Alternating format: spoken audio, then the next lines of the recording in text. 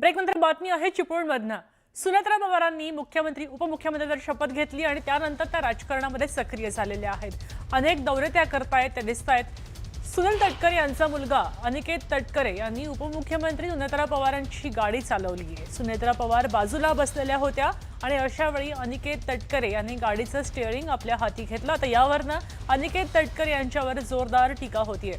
त्यांनी प्रोटोकॉल तोडला असं म्हणतायत। दादांच्या निधनावर शंका उपस्थित होत असतानाच सुनेत्रा पवार यांना सुरक्षा असताना अनिकेत तटकरे यांनी सुनेत्रा पवारांची गाडी कशी चालवली हा प्रश्न उपस्थित केला जातोय।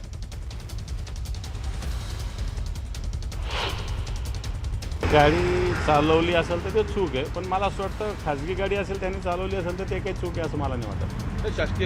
शासकीय गाडी कोणत्याही दुसऱ्या खरं तर तो ड्रायव्हर घरी बसेल बिचारा, त्याच्या बोटावर पाय पडेल असं मला वाटतं। या गोष्टी जर समोर आल्या तर एकतर शासकीय गाडी वापरताना शासकीय कर्मचारी असणं आवश्यक आहे।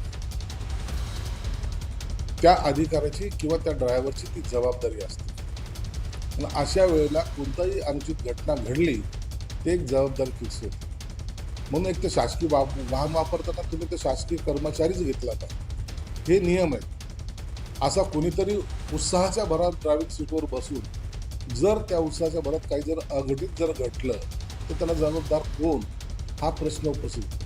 म्हणून जे VIPs आहेत, जे मागं बसलेले असतात, त्यांनी सुद्धा ड्रायव्हरच्या सीटवर हा सरकारी कर्मचारीच असला पाहिजे, ज्याचं आपण सर्वांनीच भान ठेवलं पाहिजे।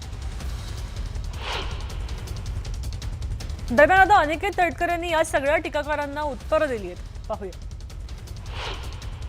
या आधी सुद्धा आदरणीय दादा असतील, विविध नेते मंडळी असतील, यांचं सारथ्य करण्याचा मान मला मिळाला। त्यामुळे का कोणाच्या पोटात ही पोटसूळ उठली मला काही समजू शकलेलं नाही।